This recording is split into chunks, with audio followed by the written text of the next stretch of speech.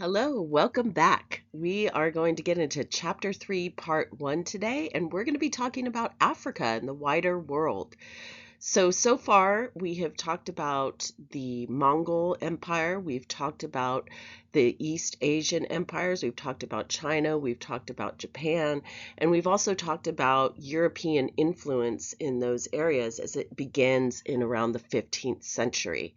So today we're going to talk about Africa, and we're going to talk about very similar kind of pattern. How is Africa connected with the rest of the world during this time period that we're talking about?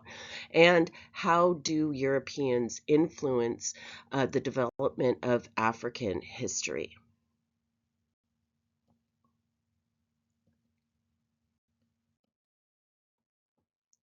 So here are our key terms for this lecture.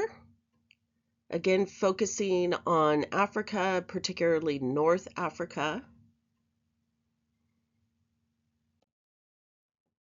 And our lecture questions are: what type of trade existed in Africa from 1000 CE to 1800 CE? What role did the Mali and Songhai empires play in the development of West African civilizations? And what role did the Swahili coast play in the expanding global trade? So here we see a map of the areas that we are going to be talking about in this lecture, basically North Africa and then the eastern coast of Africa, also known as the Swahili coast. So we're going to begin this lecture by talking about the Saharan trade routes. And this is really fundamental for understanding Africa and its connection with the outside world. The Saharan trade routes really go back all the way to the beginning of Islam. That is when Islamic traders begin to infiltrate into the Saharan desert region. And really, the trade routes are going to reach its peak between 800 and 1400 CE. The Mali Empire is the African empire that is most often associated with this trade that happened during this time period, but there were other empires as well, and we're going to talk about those empires in this lecture. So what are they trading?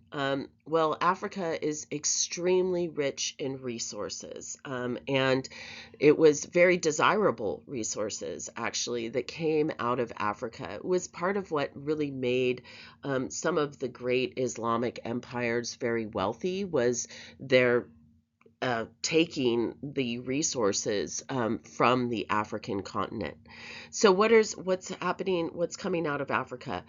Goods such as copper, salt, ivory, obviously enslaved people, and we're going to talk more about that as the course goes on, textiles, and very importantly, gold, right? Gold. And as you get further down into the south part of Africa, you're also going to get precious gems such as diamonds. But for now, we're just going to talk about the gold trade.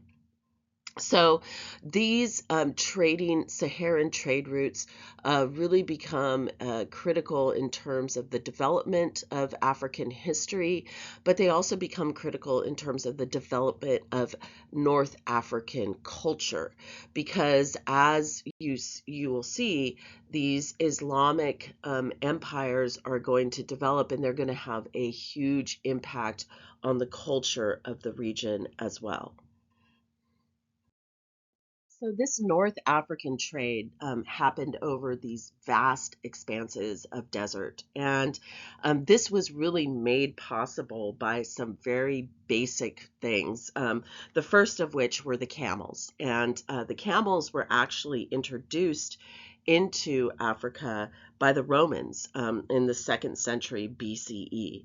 And this camel had actually been being utilized in Egypt, but it got brought down into the Saharan region by the Romans. And obviously, the camel is critical here because it's capable of lasting days without water, having feet and eyelashes adapted to travel in sandy environments. it basically allowed people of North Africa to carry on regular long distance trade across the Sahara for the first time beginning in the 8th century CE. The camel saddle, it was invented, and this enabled camels to be ridden, which furthered their usefulness in the trans-Saharan trade. The introduction of the date palm, which you also see here in this image, helped to make systematic long distance trade possible. Why? Because it is a fruit that is very high in sugar. It's a natural preservative, so it lasts for a very long time. It has high calorie and it's easily transportable. So this would sustain people on these long journeys across the desert. And then finally, of course, you have the desert oases, which you also see pictured here. And these oases would basically sustain little communities. So little oases towns will provide the traveling merchants with places to rest, water for their animals, and places where they could acquire provisions for the next leg of their journeys. So these three things, the camel, the date palm, the dates, and the oases, are really what is going to be the underpinning, the thing that sustains this Saharan trade routes.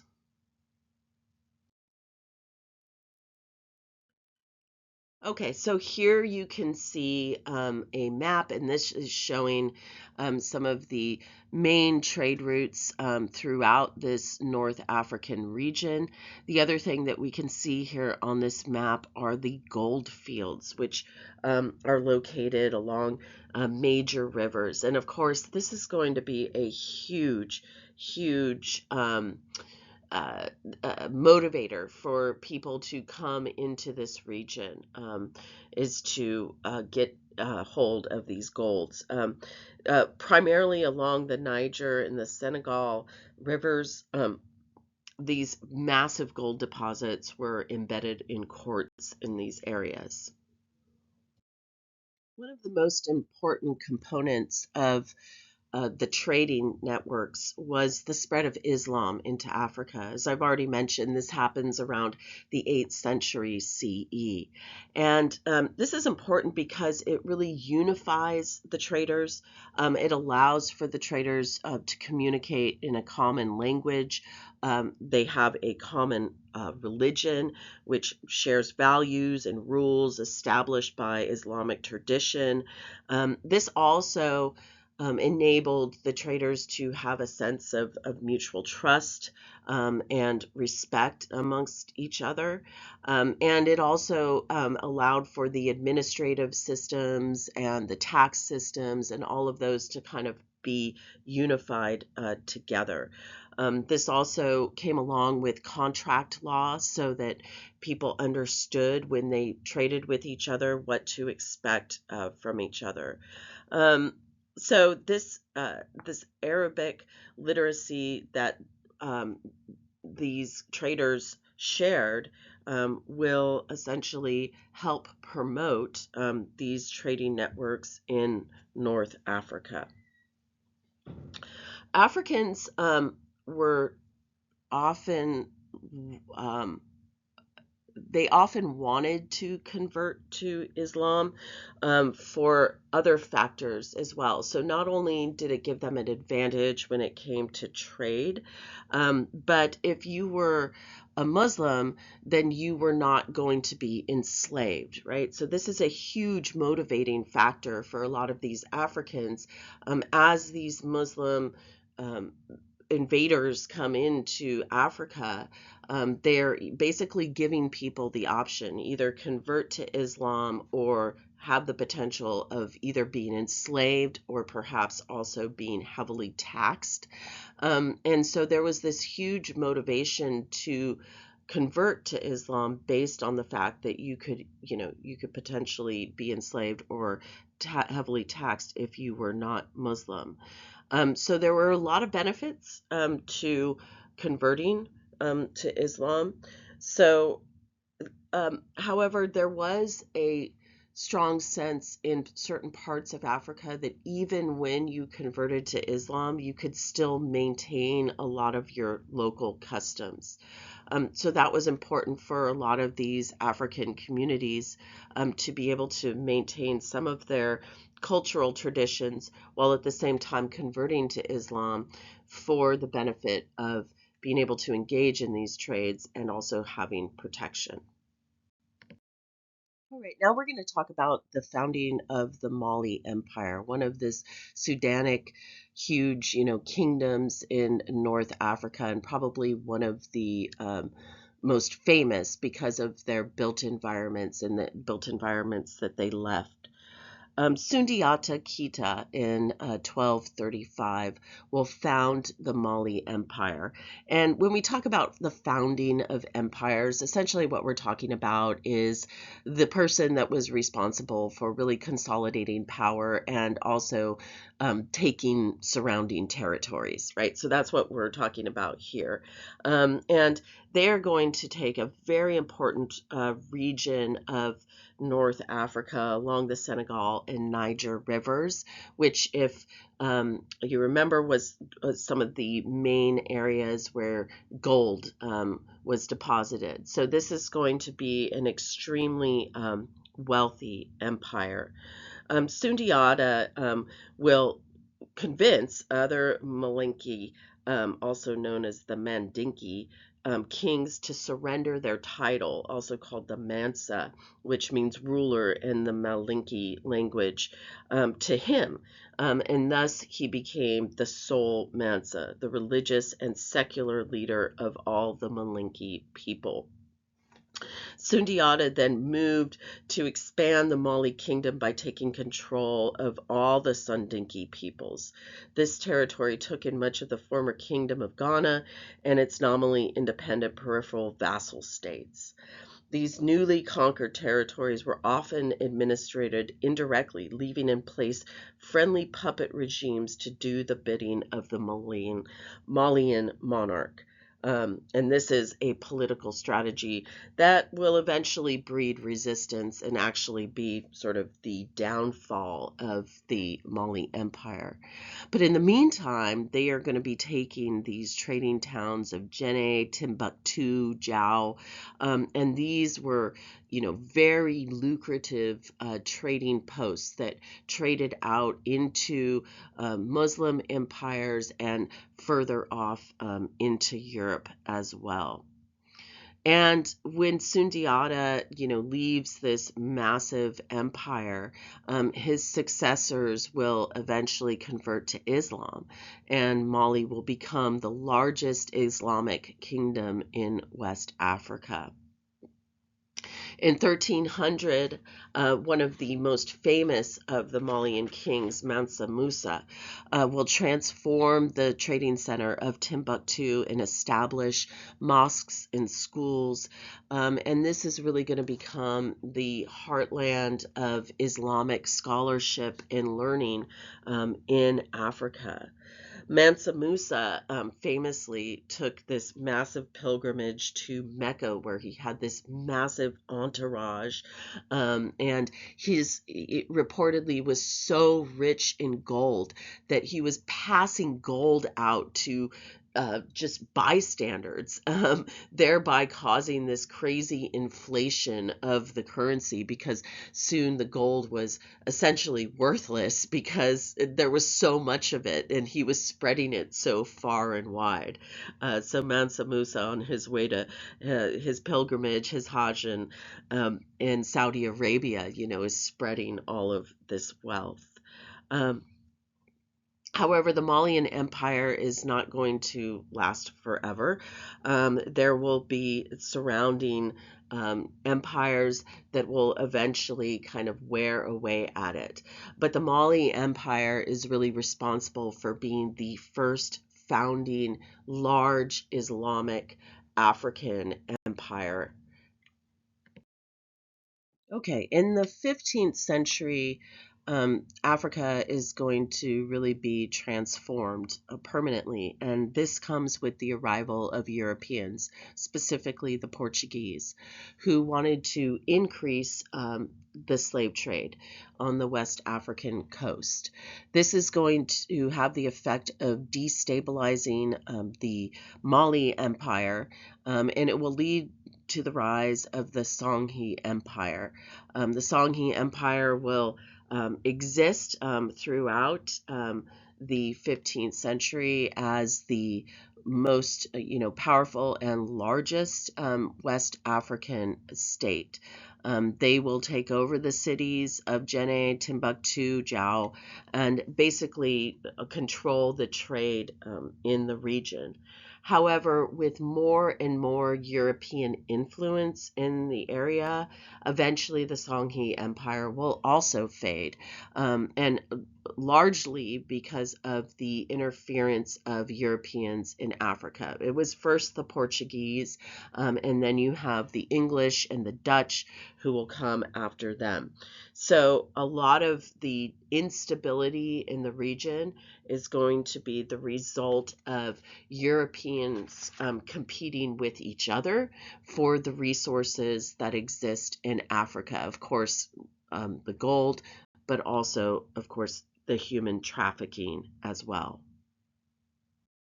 So the height of the Songhe Empire will be under Askia the Great, and he was a ruler that is really going to not only consolidate the power of the Songhe Empire, but he also is going to introduce a lot of the scholarship and education, similar to what was happening in the Mali Empire, but even expanding it further because the Songhe Empire was larger than the Mali Empire, and basically he's going to introduce a lot of the African kingdoms and the Islamic African traditions to the outside world. This is just really sort of a coincidence of history based on the fact that the Europeans were also interacting with Africa at this time. So obviously there's going to be expanded trade interaction with the outside world. Along with this will the Songhe Empire will develop a massive military that will be known to the Europeans and to the outside world. However, there was a lot of infighting and there was a lot of instability within Africa itself and amongst the different empires and tribes in Africa. And that will eventually lead to the downfall of the Songhe Empire. But I should say that it's mostly the result of the instability that was created by the European influence in Africa at the time. So we will see the decline of the Songhe Empire, as I said, because of the infighting, because of the um, introduction of European, not only trading demands, but also the European weapons, which are really going to be a huge game changer when it comes to warfare in North Africa. And you also have the Europeans encouraging the Moroccan kings and supplying them with weapons to go in and defeat the Songhe. And that's exactly what takes place. And when that happens, these massive trading towns, which were really supplying the Songhe Empire, and as they had the Mali Empire with their wealth and power, will be destroyed. And this will lead, obviously, to the decline of that African empire. And this is important to understand because as this is happening, the European influence is becoming more powerful in Africa, and it's a lot harder for a divided kingdom to fight back an external power than it is for a united kingdom to do so. So when the decline of the Songhe happens, this is going to be a critical point, really, in West African history, where we are going to see, although there are, of course, other empires and kingdoms in West Africa, we're really not going to see the greatness and the power of what was the Mali and the Songhay after this decline. Okay, so now we're going to move from West Africa over to East Africa. We're going to talk about the rise of the Swahili city-states. So starting in the 7th century, so pretty early on, settlements on the coast of East Africa began to participate in the Indian Ocean trade. Geographically, this area is really well suited for the oceanic trade, primarily because of the trade winds. In the summer, the prevailing winds blew sailing ships northeast towards the coast of India, and winter winds blew them in the opposite direction, so they could come back in the winter. And so the seasonal trade sort of naturally develops as a result of these trade winds. The standard ship of the region, called the dhow, was a vessel made of coconut wood planks sewn together with coconut fiber from the coconut tree. It bore a triangular lateen sail, as you see in that picture there, which was perfectly designed to enable ships to sail both with and into the wind. So the triangular sail, or the lateen sail, is actually a really important development in maritime technology. It's because it allows you to do something called tacking. So you can actually turn the sail to go into the wind. So it allows you to go upwind instead of kind of being pushed by the wind downwind. So this is an important development. In the 8th century, Arab Muslim merchants began to settle permanently in the region in East Africa, and often intermarried with the African Bantu peoples who lived in the area. Marrying Bantu women enabled Arab merchants to sink roots into the African coastal communities, and their wives' families helped them both establish commercial contracts and transact trade while they were away. In the 12th century, large numbers of Persians settled in the East African coast as well. Their city-states, inhabited primarily by merchants and artisans, grew in size until a number of large port cities extended southward along the coast from what is now Somalia. So places like Mogadishu, Mombasa, Zanzibar, Sofala, and others. The Bantu people who lived along the coast of East Africa also converted to Islam over the course of a few centuries. Sharing a religion made it easier for them to interact with Arab and Persian merchants and sailors who inhabited the cities on the coast of East Africa, as well as Muslim merchants in North Africa. North Africa, the Arabian Peninsula, and in India. So again, talking about these big Islamic empires, they're all connected through trade, and it allows this trading to flourish and thrive because of this common religion. Okay, so along with this, big Islamic trading network that happened and was happening from the east coast of Africa, there were also enslaved people that were being traded in the markets of East Africa, especially on the island of Zanzibar. The primary buyers were Arab Muslims who wanted laborers but were not allowed to enslave fellow Muslims. So what would often happen is the Muslim Africans along the coast would go into the interior.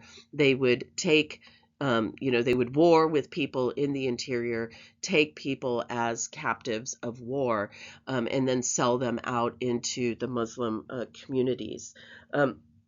This also was, and the rise of this demand coincides with the rise of European states. So in Europe, two things were happening. One was Europeans were going out and exploring, and there was a rise in a demand for enslaved people to populate the colonies as laborers, but also the European states in Europe were consolidating their powers. So when Muslims used to actually go into parts of Eastern Europe and take slaves from those areas of Europe, they're now no longer able to do that. So they are relying more on the African slave trade. So because of these two factors, these two pressure factors, the African slave trade is going to increase considerably in the 17th century. The Dutch East India Company alone purchased approximately 500,000 enslaved people in the 17th and 18th century to work in Dutch colonies in the Indian Ocean. So this slave trade along the Swahili coast is going to expedite in the 17th century. Right, so now we're going to talk about Kilwa.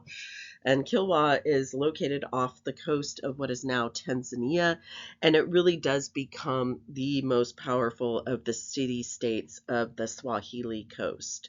According to legend, it was founded in the 10th century by Ali ibn al-Hasan Shirazi, the son of a Persian noble and an enslaved Ethiopian woman. Ali supposedly settled the island after purchasing it from a local Bantu king. Kilwa's location on the island made it better suited to engaging in the Indian Ocean trade than its rival city to the north, Mogadishu, in today's Somalia, and numerous Arab and Persian merchants came to settle in it. So it was a very desirable location. It was located along the trade route and the trade winds, and it also had access to gold in the interior. Not surprisingly, in the early 16th century, the Portuguese began to show interest in Kilwa, and they decide to come along and take it, which they do, and they occupy it for a period of time. However, in the 1650s, the Omani tribes united to drive the Portuguese out, and soon they began to challenged Portuguese influence and power in the region generally, all over East Africa.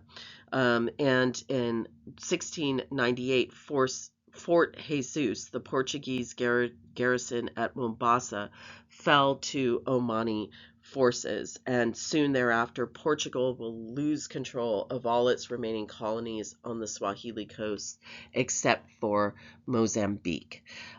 So although the Portuguese had a brief hold on the area in this Swahili coast in East Africa, they eventually will lose it all except for Mozambique, which is why they speak Portuguese in Mozambique to this day. And that concludes our first part of Chapter 3, Part 1.